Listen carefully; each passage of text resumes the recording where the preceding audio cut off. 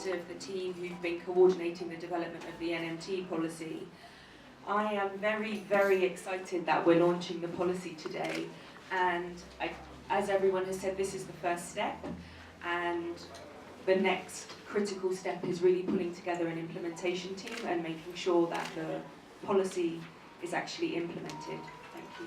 We already are part of that implementation because we're already cycling in Nairobi, and we are also here to really shout it out, what we desire. So we are donating 2 bikes to Nairobi City County, as that is part of our voice. And thank you very much for the expectations and so on. I think it was a very useful session. I mean, a lot of things have come out from there.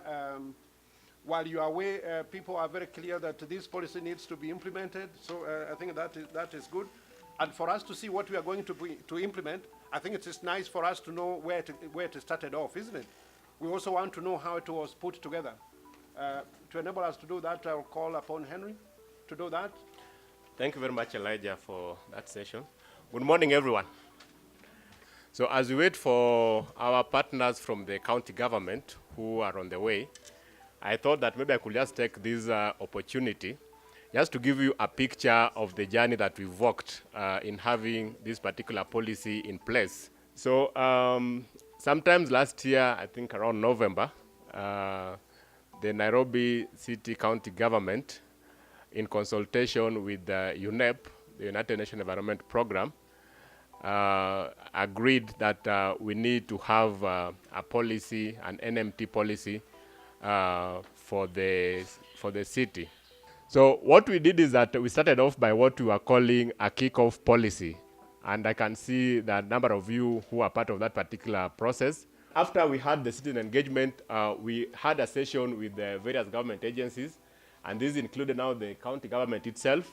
We also had a session with the Kenya National Highway Authority, the Kenya Urban Roads Authority, the KERA, all these agencies that in one way or the other are responsible for issues of transportation and road issues. So where we are at now is that we can say we have a policy in place. Of course, there's still some internal processes that it will go through at the county government, which will leave to our partners at the county to manage. So I'm going to ask our moderator to now take up the program, and we flow with it as was planned. Thank you very much. Now, want to ask my chairman to come and address us. You have the floor. Well, thank you very much, Mr. Moderator. Before I proceed, maybe I'll invite Henry Ochieng to introduce the hand table. Tell us who the people are. Thank you very much once again. So with us we have Mr. Mohamed Abdullahi. Mr. Mohamed is the County Executive Committee member at the county government in charge of roads, public works, and transport. So that's it. Thank you very much. Next to Mr. Mohamed, we have Mr. Rob Jong. Mr. Rob, karibu. So UNEP basically are the people who have facilitated this particular process, and we are very glad for the support that they've given us, and obviously we look forward to continue working with them in the next phase that I talked about, the implementation. Thank you very much. Next to Mr. Rob is Mr. Evans Ondieki. Mr. Ondieki. Next to Mr. Ondieki, we have Engineer Christine Ogut, who is the Chief Officer in charge of roads at the county government. And next to Engineer Ogut is Honorable Ken Odum, who is the Chairman of the Transport Committee at the County Assembly. So those are the guests we have, ladies and gentlemen, and we really look forward to engaging them in the discussion today. Our friends from the county government, you are most welcome. Mr. Job from UNEP. We are very, very happy to have you here. NMT, as abbreviated, is not given much attention, particularly in developing countries or developing cities. And yet we know that is the most popular mode of transport in the metropolitan areas, and more so in the rural areas. I understand, of course, that, Kenyans, according to the statistics from this report, you see that 47% of Kenyans walk or cycle every day when they are doing their normal business. This is a big number. And the lack of facilities for this category of citizens on our roads exposes them to very high risk of being killed on the roads as they compete for available space with the motorized transport. Having an MT plan and facilities in place, it will provide an incentive for many people to walk to work or for leisure. And of course, this will improve people's health as well, because exercise is very, very vital for all of us. And I guess we will reduce the population of cars on the roads. This will go a long way to reduce the negative health impact caused by cars, also through pollution. Thank you very much, and all the best. Thank you very much, Chair of CARA. Now, what we would like to do before going very far and listening to other comments, we would like to hear a little bit about this policy, isn't it? So we get it digested a bit before our chief guest speaks to it. I think we need to get it presented. Christine, I'm sure you are ready and willing to take us through the policy. But Christine, you have the floor.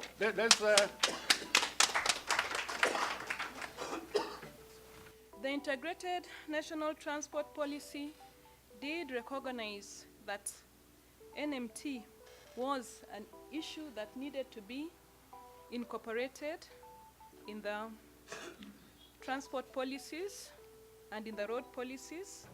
And in the said document, it highlights that 60% of Nairobians actually use NMT for their mobility needs. Major key highlight is the issue of accidents in Nairobi. Out of the road fatalities in Nairobi, 70% were pedestrians. The average African figure is 50%.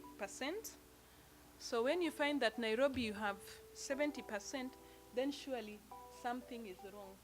So out of the total, we had 507. In terms of safety,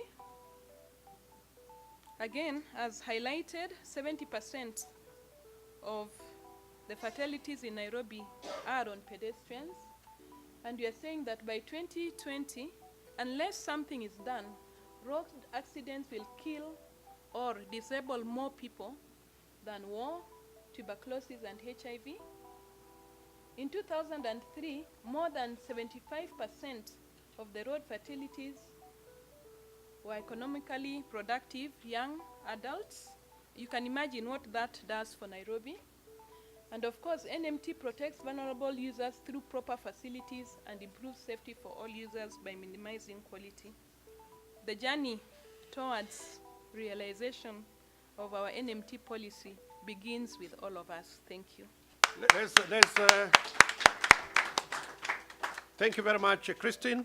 She's indeed an engineer. She has taken us through the policy very well, what it is, the components of it. Rob, you have the floor. We are in the process with all of you of really transforming transportation in Nairobi and in Kenya. We are coming from a situation, and we're still very much in that situation, so we're starting, where we have a car-centered mobility plan. We have no quality mass transit. I know the Nairobi City Council is really looking at bringing effective mass transit, so that when you live in Thika or Ruiru, you can get into Nairobi City in 15 minutes and go to work there. If we look at Nairobi today, we still see that even though half of the people walk or cycling in Nairobi, there's barely any investment in their infrastructure to make sure that happens safely and that happens with proper facilities. Road safety, it was mentioned, I won't go into data, but it's shocking that 70% of the people killed on our roads are people that are trying to walk on them. And of course that is because they have to walk on the sides, there's no facilities for them. It's a shocking number. But as we know, Kenya is growing rapidly. Do we want these people all to buy a car, or do we want these people to buy a bicycle? Well, that's the question that we have. I see the people in the back cheering me. But that's the question that we have. We cannot continue in Africa with transportation as it goes today. We need to come and develop a sustainable roadmap. As I said, UNEP is there, has been there, will continue to be there to help you, together with our partners, like DFID, like the Netherlands government, who is also supporting this. Thank you very much.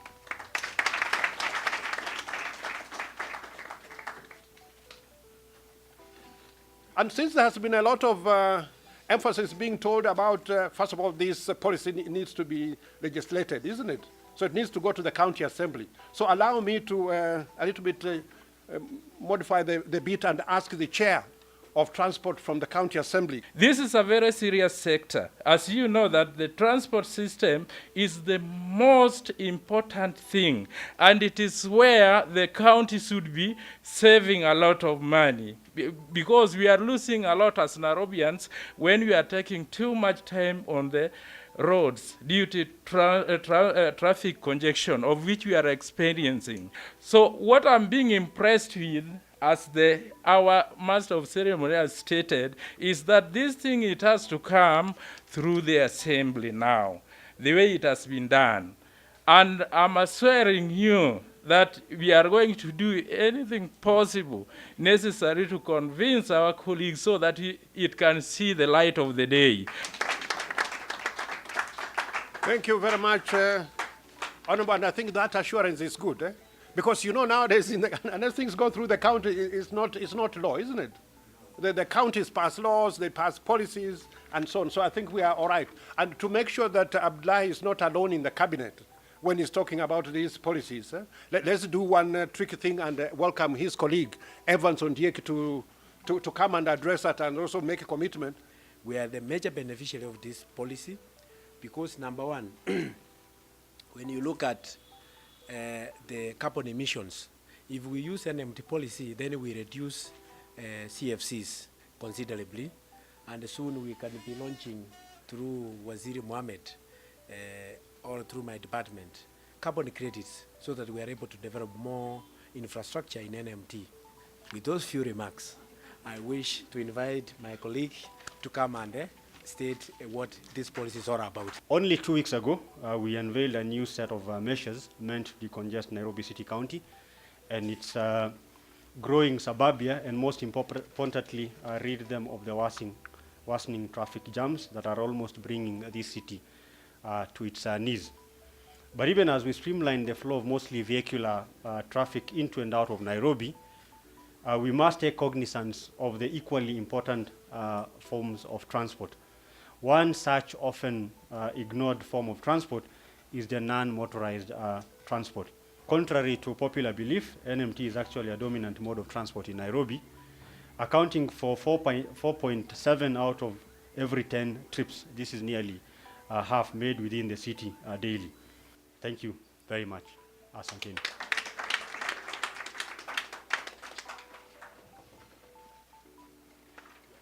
Let him sit a little bit, take some water before he receives the document, because the document is very heavy. So he needs to relax a little bit. What we would like to do is, first of all, to thank him very much, isn't it?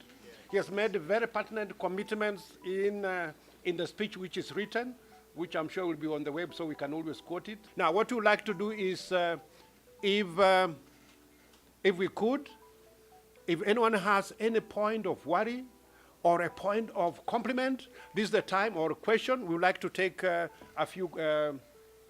We are now into question and answer session. Today we don't see the traffic policemen in the high table. We don't see the transport CS Kamau and his team. I don't know how you'll succeed.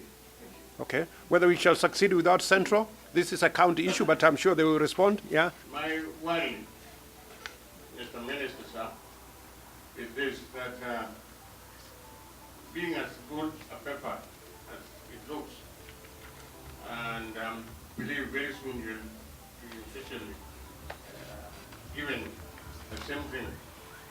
The problem that I have is, out of experience, good documents like this one, as soon as you get your office, they go yourself behind you. You know, to get Patrick, who is an experienced ex-police, to be impressed is very hard. So he says he was impressed. So I think that was a good one. And then he's just concerned about things not being implemented. Again, it can be very frustrating. It is not only matatus which do not comply. I think it's a myth, it's a distortion, and it misdirects focus. Many of us do not comply. So when we go to look into compliance to the law, we must look at it in a holistic manner so that we can respect. Look at the open cables that he's talking about. There are manholes all over, even for walking. People who are excavating, they don't take it back. We've had people who have been in hospitals for years after going in those manholes. They don't even know that those things should have been, somebody was responsible. So you're welcome, Rob. Yeah. And anyone on the high table here can come and respond to any. Thank you for those questions. Imagine if everybody that's in a matatu drives a private vehicle. Matatu is a very efficient way of mass transit. I think there's things to be better regulated with them, but let's also keep a wide look at how we see the value of elements of a comprehensive transport policy. If we're going to have mass transit, it will be 3 lines, 4 lines. It would still need a lot of feed-in, a lot of traffic between them where the matatus come in. So I think it's wrong to look at the solution problem on a matatus only, walking only, cars only. I fully agree, I can't remember who said it, we're working in Nairobi. We need a national policy in Kenya. I just told you, Uganda just adopted one. There's no reason why Kenya cannot adopt the same. Other African countries are working towards it. So UNEP is ready to help you if you want to go and take it one step up. I regularly talk to Engineer Kamau, and I'm quite sure he's interested. I'm quite sure he's knowledgeable and interested, so I definitely would like to support it. Finally, I fully agree with Evans. Enforcement, enforcement, enforcement. Thanks again. I think the gentleman from, is it People? Right. People newspaper, you asked how we're going to succeed without central government. I want to confirm to you that central government was part and parcel of this process right at inception. Patrick asked about whether we will live true to the commitment and the expectations of this document.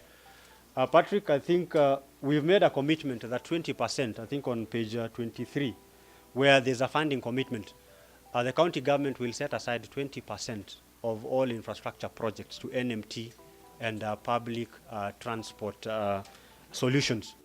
I think manholes on Langata Road, Kura is here. You've had it. I don't know if you want to give us a commitment on, because it's about results, when these manholes can be attended to. Should we give you a week, a month? Not a month. Very much, 7 days. 7 days. So I think 7 days Usalama Watch. 7 days, today is Wednesday, Thursday. So next week, Thursday, please check with me to confirm that that has been done. Yes. Just for clarification, yes, to have my facts straight. One, how much are you going to spend? How much will the policy Spend on NMT? Yes. And then number 2, you are proposing the use of cycling. Yes. And I'm thinking motorcyclists are among the people that you are targeting. But there's a big, there's a crazy menace by the motorcyclists, and in such a way that they don't obey traffic rules. So what are you going to ensure, what are you going to do to ensure that there's sanity within that sector? And I think I've also seen the use of cuts And just recently there was a demonstration outside City Hall. So how are you going to do that, and yet you are the same people who are trying to ensure that they don't get into the CBD? In terms of funding, we've made a commitment that as far as our transport budget is concerned, we are putting in 20% going forward. And you can hold me to account, because I think we'll very soon start our budget making process from next month. So we're setting aside about 20% of all the monies that will be allocated to this sector. As far as border borders are concerned, initially what would happen is that we never had regulations to support and regulate how these guys would conduct their business. Last week on Friday, NTSA gazetted, and I'm glad we have representation from NTSA. And by the way, NTSA was also represented in the consultations in drawing up this policy. NTSA gazetted new rules that are going to regulate the operations of border borders. What the county government now needs to do is now define their areas of operation, and that I think should also be ready by the end of this month. And since we're talking about results right now, I just wanted to ask you, in the policy we see that there have been identified priority projects. So my question is there also going to be an accompanied plan or a spatial plan that actually identifies which routes, which facilities will be developed, that identifies a timeline, that identifies proper authorities to implement, and how will that be developed? Christine, what I would want to assure you is we've identified the routes we want to start with, and those can be in place by the end of the next financial year. We're actually doing the budgets for those, I think, beginning next month. So in 12 months' time, look at the routes we've picked. We can only add on to them, but the basic is that the minimum, the very minimum, we will deliver the ones we've highlighted in the policy document. Do we bring it to a conclusion? Yeah, because I know you have many things you like to ask, and you have an action and a result-oriented minister. He has answered them very nicely. He seems to have written the document because he knows in which paragraph and which page, which is very encouraging. Because normally you do these things and then they start wondering where these things are. I think this is a good era, isn't it? So let's acknowledge our minister with a nice clap. Let's go.